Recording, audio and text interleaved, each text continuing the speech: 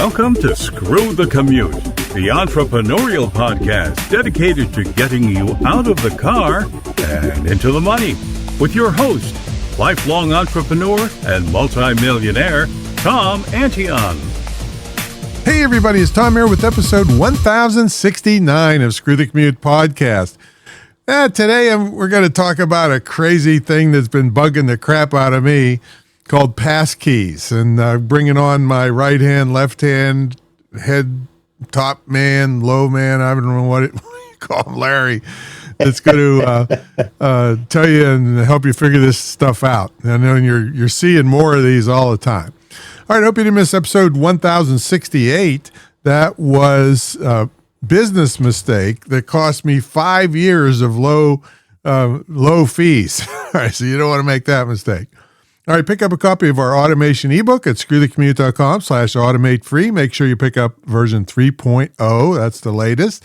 And check out my mentor program, greatinternetmarketingtraining.com, and my school at imtcva.org. Certified to operate by SHEV, the State Council on Higher Education in Virginia, but you don't have to be in Virginia because it's quality distance learning, and you get a scholarship to it if you're in my mentor program. All right, let's talk about Passkeys. Now, this has been bugging the heck out of me. I go to log into a site or go to a new site that I want to get an account at, and they say, well, go ahead and generate a passkey. And I'm like, I have no idea what you're talking about, Passkey.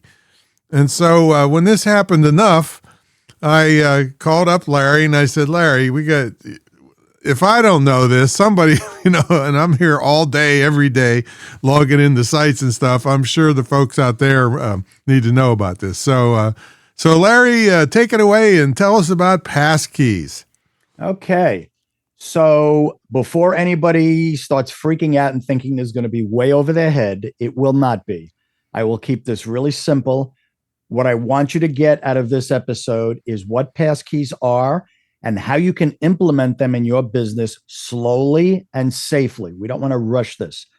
So I feel your pain. Let me start with this. I've been in the IT field for a very long time, but I still run into the same problems that everybody else does. I forgot my password. This thing wants me to change my password, but I just changed my password. You know what I mean? And sometimes you get into these loops about having to fix your password, get a new password. The last password you used was no good, and yada, yada, yada. So here's what this is all about. Everybody anywhere that's on the internet and does any of this stuff for a living knows that passwords are basically broken. Why are they broken? Because you can't remember all of them. Yeah, you can write them down in a little book. You can put them in a text document on your computer and all that stuff. But for the most part, they're broken. And they are still the top thing that's required when you sign into a website. It is very rare that you can get away without using a password. Now, I have to say that lately, in the last few months, I've noticed that certain websites are now sending you an email to the email on record for your account, which contains a special 6-digit code. What they want you to do is take that code and type it into the screen that you're looking at. That substitutes for a password. It's a little bit better because you don't have anything to remember because the email actually tells you what it is. Yeah, I actually like that method. I certainly, from a remembrance standpoint, that's great. As long as you get the email, you're in good shape. Yeah, I have those password, like RoboForm I've been using for many, many years that keeps all my encrypted passwords and all that, but still, I got to log into it to get it working, and it quits after a couple minutes, so it doesn't. So you don't accidentally leave it open. And yeah, exactly. Exactly right. Now, what Tom is talking about is what's called a password manager. There's a variety of these things. RoboForm is one. 1Password is another one, and there's a whole bunch of them out there.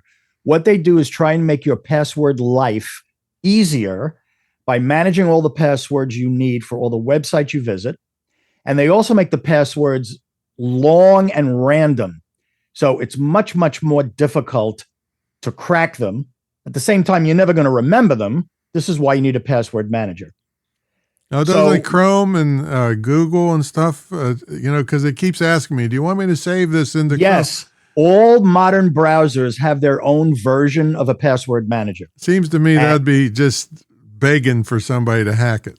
Well, that is why I'm glad you mentioned that. That is why I would certainly recommend you get a separate password manager. Chrome just recently had a bug found in their password manager subsystem, or whatever they call it, in the Chrome browser. So that had to be patched. So it's see, here's what we're trying to do here. There is convenience, and then there's security. When you put those two together, they don't coexist nicely. Right. You need to balance that. Do I want convenience or do I want security? Because I can tell you this, folks, we could lock up the internet and make this so secure that nobody could break into it or crack it or anything. And then you would find the internet completely useless. You'd pull your hair out and say, forget it. I don't want this stuff. I give up. On the other hand, though, if we make this very, very convenient for you, then it becomes very convenient for those that wish to do harm, making it much easier for them to crack passwords, break into websites, and you know what happens after that. So we're always looking for a balance. The latest balance is what's called Passkeys. So what does Passkeys do for you? It's an extension of what I just mentioned about getting an email with a 6-digit code.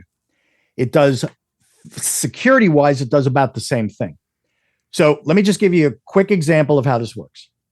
I ran into this just the other day, so I know this is spreading more and more on many of the major websites.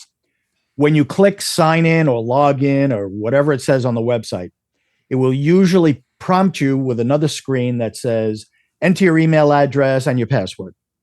Sometimes it'll go a little further. It'll say, log in with Apple or sign in with Google.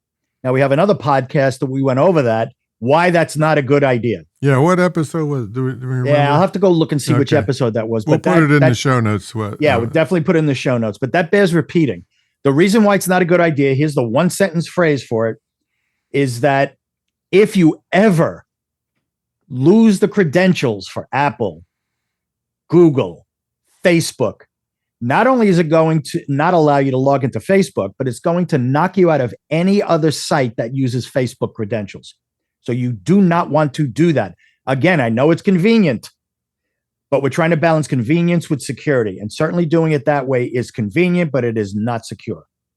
So sometimes you'll be presented with those things on the login screen, but then you'll notice another option, log in with Passkeys or Passkey. What that will do is set up a one-time back and forth between you and the website. Actually, it's not you really, it's your smartphone. But let's say it's you. Between you with your smartphone and the website. In many cases, what they'll do is they'll present a QR code to you. That's that square little code that's got weird looking dots and things in it. Contains all sorts of groovy information and everything else. In this case, it is sending an encrypted code to your phone. Your phone will then generate a code which you will then send back to the website, either through a text message, email, or you actually type it into the screen. Depends on how they implement it. All right, is this for any cell phone, or you have to put an app in your phone to make it work? Or it at one point, if we were talking about this maybe 2-3 years ago, I would say yes, you need an app to do this. But every single smartphone today, with its built-in camera, can interpret a QR code and do whatever it has to do. No extra app needed. Once you do this, you have now done what's called an exchange. The website sends you something, you send the website back. This is a one-time thing to set this up. Once you set this up, the next time you go in there, you're just going to exchange those same codes again without having to do any setups or anything else, and you can log into the website. Now, look what's happened here. I did not mention you had to type in a password. The website will not send you a password. There is nothing that is actually exchanged between you, the human, and the website. So a hacker cannot break this because there's nothing exchanged. You can't give up a password because there isn't one. They can't try and social engineer you because you have nothing to give them. It's all done between the website and your smartphone. So that's one of the things that they're pushing for. They want to remove all the different barriers and security risks from logging into a website. And like I said earlier, passwords are broken. They are very hard to remember. You have to change them every so often. It is extremely bad practice to reuse the same password on different accounts. I know we all do it. Believe me, I've done it myself. But it is definitely bad security practice to do it. However, that also reduces the amount of convenience. So again, we're back to this balancing act: convenience versus security. So it only work on with smartphones? It can't work on your desktop or laptop? It could probably work on an iPad or something. It will. Well, actually, the reason for the smartphone is because the smartphone can interpret the QR code and generate whatever it needs to do right there on the fly. Mm-hmm. There are ways to do this with if you're only on a desktop or a laptop. And what you're going to do is fall back to what Tom mentioned earlier, and that's password management. That is the level right below Passkeys at the moment. So we have Passkeys as a way to log in and keep you secure. Password Manager, which is right underneath that will generate complex random passwords and keep those secure. And then below that are passwords, the passwords we know and love, where it says enter your username or your email address, and then a password in order to log in. So if you don't have a smartphone, then you would fall back to using those in order to log in your desktop or your laptop. So the whole reason for this thing is to make it more secure to get onto the websites and also to make it easier for you. Eventually, this becomes much easier. So all of these things synchronize between themselves. You can use Google's Password Manager, iCloud. If you have an Apple device, iCloud's keychain, that's what it's called, syncs all the passkeys and everything else. So all of these things really synchronize with each other behind the scenes. You don't have to worry about doing that. And the other thing you don't ever have to worry about, you can't accidentally give a passkey away, just like a password. So if you tell somebody, hey, my password is 123456, well, you just gave it away. If you have it set up as a passkey, there is nothing to give away. You cannot do that. Even if the person begs you and offers you $1 million, you cannot give away your passkey. It just can't happen. Okay, so wait a minute. So I kind of remember, every time I see one of these passkey stuffs, it has some verbiage near it, like generate a passkey, or I forget other things that it says. So, and I'm sitting there thinking, I have no idea. What are you talking about? How do I generate anything? Okay. So the generate part of that is what I mentioned earlier, where the website requests that you point your smartphone at the QR code. Now, this is one way they're doing it. There could be others that are coming up during this year or next year as they roll this out further and provide better security. But for right now, this is how we're doing it. The website gives you something to look at on the screen. Your phone will generate the necessary passkeys. It will send the necessary information to the website, either by you typing a code in or automatically sending it. And then the website will log you in and you're all set. And like I said, that's a one-time generation, because once you set up the passkeys, they automatically keep themselves in sync. And that's how you'll be able to log in the future once you set it up for the first time. Yeah, but now, the next time you go in, it's a different set of keys, right? Yes, that's correct. Yeah. Absolutely right. So there are always two keys. Let me give you an example. You live in an apartment building. Every single tenant, resident has a key to their front door, and it's unique to that to the door of their apartment. However, the super usually has what's called the master key. And that key is set up in such a way, and all the locks are set up in such a way that the super can enter any of the apartments in the event of an emergency using his one key. And he's definitely a pervert, right? Well, he could be. I mean, that's a completely separate issue there. That's why you got to get some other kind of locks for the inside of your door. Yeah, right. When you're in so there. the reason I use that as an example, because that's exactly how the websites work to set up a passkey for you. They have what's called a public key and a private key. So the public key would be the master key from the superintendent. The private key is the key to your front door. You're the only one that has that key technically you do. I mean, obviously you could have copies of it and all that, but I'm saying the key itself is unique for that lock. So that makes it a private key to you.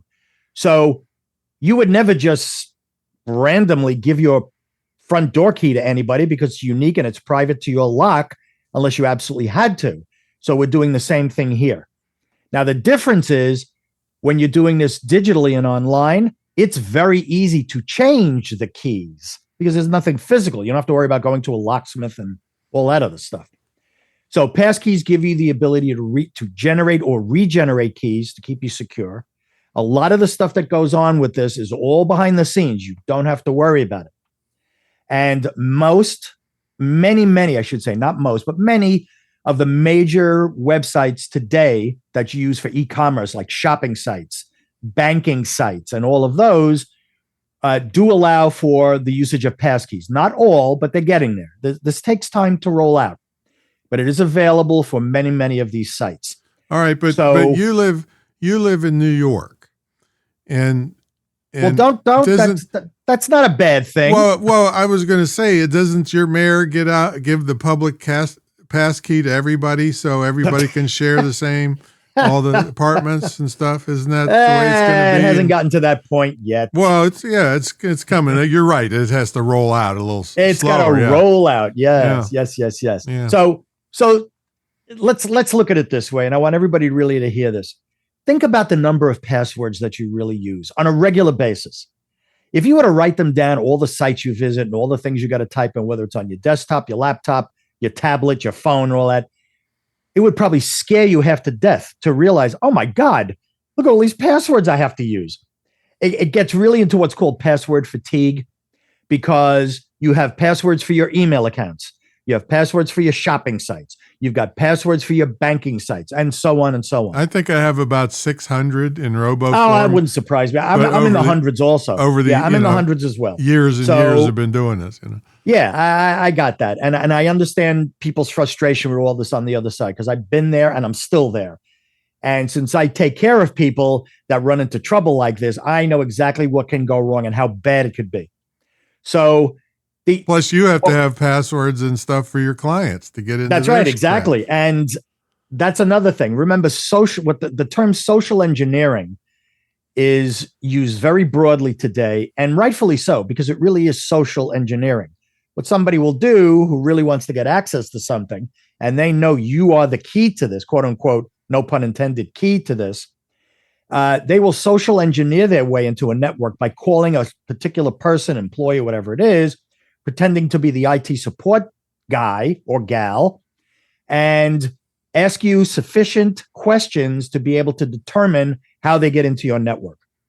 This happens every single day. It's happening right now. Yeah, but you'd be easy. You just call up and say, hey, Larry, if you give me all Tom's passwords, we'll lower your taxes.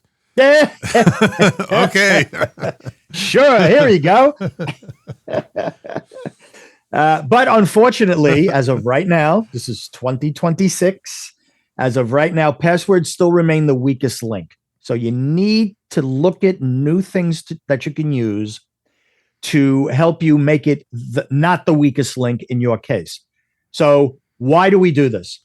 We do this, as I said at the beginning, to help you keep yourself more secure and also provide a little bit more convenience. Because once you set this up, you will see that it is more convenient. You don't have to remember anything. You don't really have to scribble anything down. You don't have to keep track of all this stuff because it's all being taken care of in the background. So where do you start? That's usually the question that I get. Where do you start? So let me give you two situations. Actually, they're both pretty much the same. So let me provide you with one scenario. You're a private person. You've got a couple of bank accounts, and you want to make sure that when you access those bank accounts, you're as secure as possible. I know people that will not touch any other computer, but one specific computer in their house, either a laptop or a desktop, let's say, to do all of their banking. And I know at first that sounds kind of crazy. You think, oh, these people may be paranoid, but I have news for you. That is exactly how you should be thinking. I only have one computer that I do all my banking on, and I've got a lot of computers, as you might imagine, as an IT guy. I've got a bunch of desktops. I've got virtual computers. I've got iPads. I've got laptops. I've got MacBooks.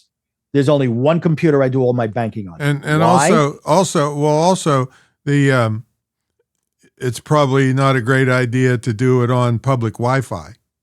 Do not, under any unless you're using a VPN and all that stuff. But that just takes it to a whole new level.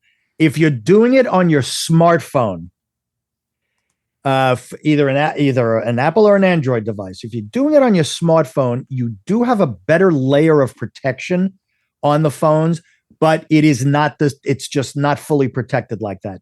If you absolutely positively have to use banking on your phone, then doing the things that we're talking about here, using passkeys, using a password manager, and all that stuff will help keep you more secure. What if you use the VPN? Okay, so using a VPN, yes, that's a much better way to protect yourself. Virtual private network. Okay, what that does, very simply, it hides you from the internet. It creates what's called a tunnel, and you are in that tunnel doing all your transactions. The tunnel is fully encrypted from end to end between your phone and wherever you're doing your banking to, for example. We should do a whole episode on VPNs. Yeah, VPN. There's a lot of information on that, and it does deserve a full episode. And this isn't hard, folks. This is something you just buy a service and you click a button and you tell, I want to look like I'm in China. And then that's basically it. Yeah. That is right. Now, it used to be not so long ago that VPNs were just a royal pain in the butt. They really were. They did do what we say they do, but to set them up, you had to have a PhD in internet technology. It was just absolutely ridiculous. Not anymore. Now, you download an app from either the Apple App Store or the Google Play Store. You enter in a couple of pieces of information. You click a button or two, and you are connected via a VPN. Yeah, but also you don't want a free one, and you don't want a sleazy one that's going to take your information anyway.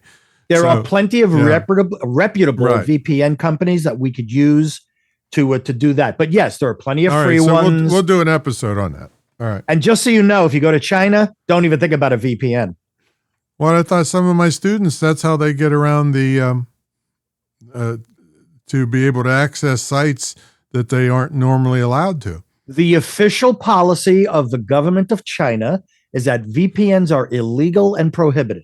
Does that mean you can't get around the Great Firewall of China? Of course not. Well, if you're a U.S. citizen, does that apply? It doesn't. Well, if you're a U.S. citizen, then we probably have more options than a lot of other people, because there are ways to penetrate through those firewalls as well. But getting through that firewall that's an extra step. The biggest step, though, is making absolutely sure that you are protected when you're logging into a given website to either get email, banking information, do an e-commerce transaction, or any of those things. So in order of importance, leaving you with this.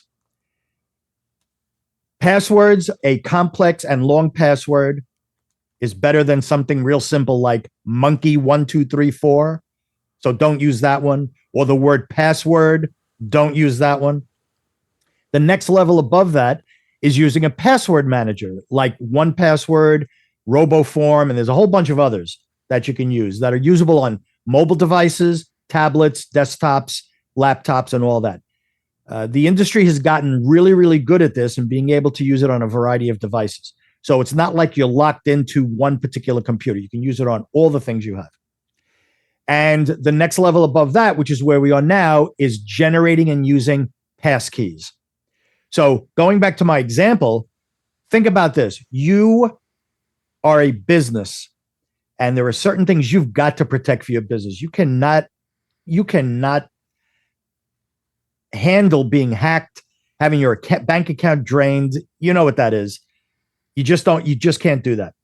So my strong suggestion would be, if you want to dip your toe into using passkeys, find that one account that if you lost control of that account or couldn't get access to it, that would be near disaster for you and your business. Start there. Find that one account. Set up passkeys for that one. See how that works. Get used to that process. Once you get comfortable with that, then you can start moving on to other websites that are critical for your business or for your personal life, for that matter. Email, banking, shopping, all of that stuff. Start with one, get used to it, and then move on to others so you get gradually acclimated to the way this is supposed to work. Now, granted, this is not a substitute for everything because not all websites are doing passkeys. Not all websites will accept passkeys as a way to log in. You're still going to be stuck with those websites that want either an email address or a username followed by a password. So just be prepared for that. This is not every single website. You can't jump on the internet right now after this episode finishes and start setting up passkeys for all your sites. They're just not ready yet. This is relatively, and I say relatively, new technology. It's probably been in the works for maybe at least 10 years, but it was not ready for prime time until just recently.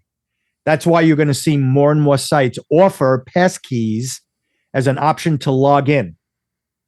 And I believe once you do that, there is definitely a security benefit, but you will see convenience benefits. This is one time where security and convenience can both be raised.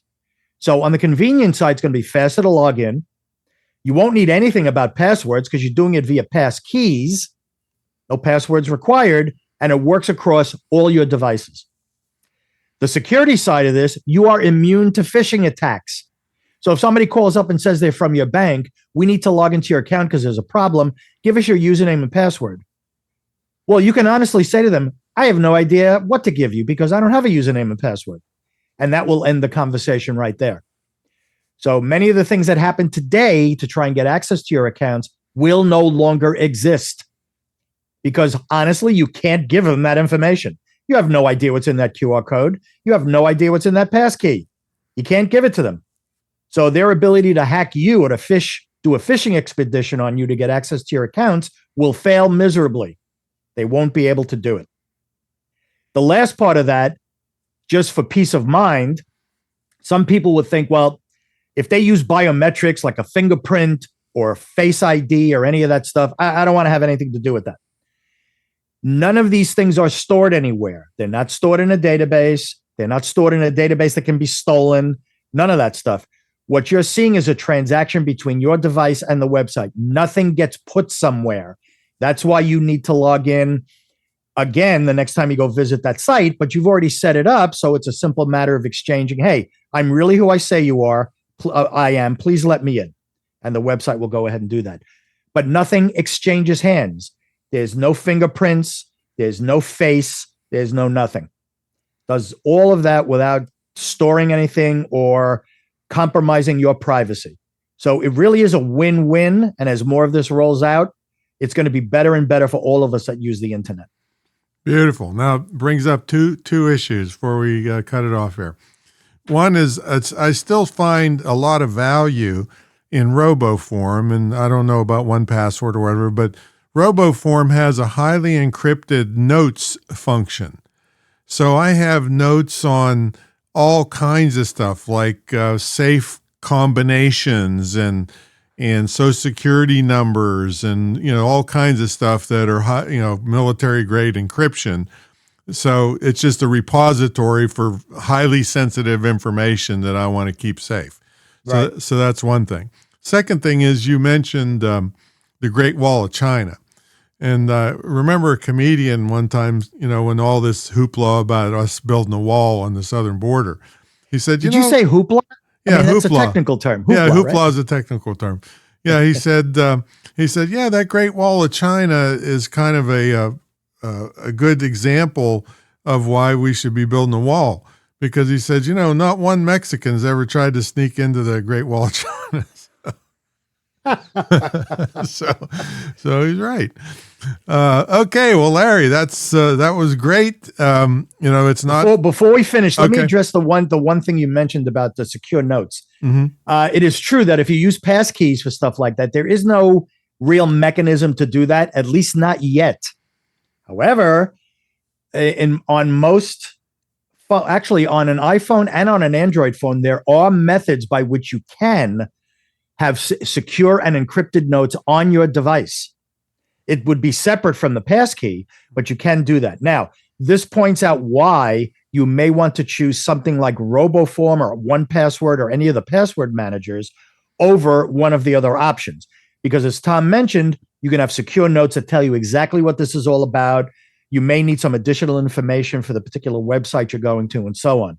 So it might be worth to explore that as well, to provide you with a secure and fully encrypted method of saving notes and being able to remind yourself of what this was all about before you fully dive into Passkeys. So that would be my suggestion. Yeah, and I was able to carry RoboForm on a thumb drive. Those of you that have seen me at years and years ago at events, I had a thumb drive on a necklace around my neck, and it had every possible thing I had with me. And unless you knew the one password, you cannot encrypt, or you can't break into that thing.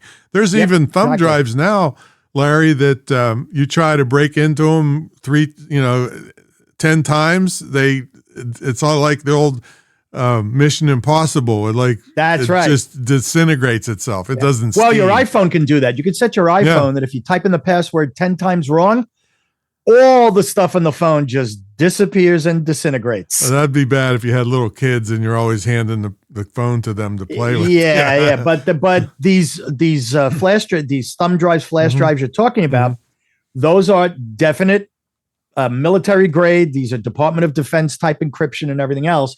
But if you try cracking them, they will wipe themselves out. And you'll get absolutely nothing. And it's not a bad thing to use as a backup every month or so, just to put all your important stuff on it. And, absolutely. Hide it. Now, in the house the chain that it was hanging from, was it gold, silver, platinum? Did you specify a metal? Diamond. Diamond? No. Oh. No, because they would say, heck with the thumb drive. I want the diamonds, and they strangle me and take them. Yeah. You see, folks, Tom is high class. We go right to diamonds. Okie dokie. So, thanks so much, Larry, for coming on. I know my pleasure. You've got to work hard to pay those taxes, but you'll have free buses pretty soon. So that would be fun. Yeah, and but anyway, folks, we wanted to come on here, and we will do another episode. Maybe we did one a long time ago, but it's probably time to update it on VPNs.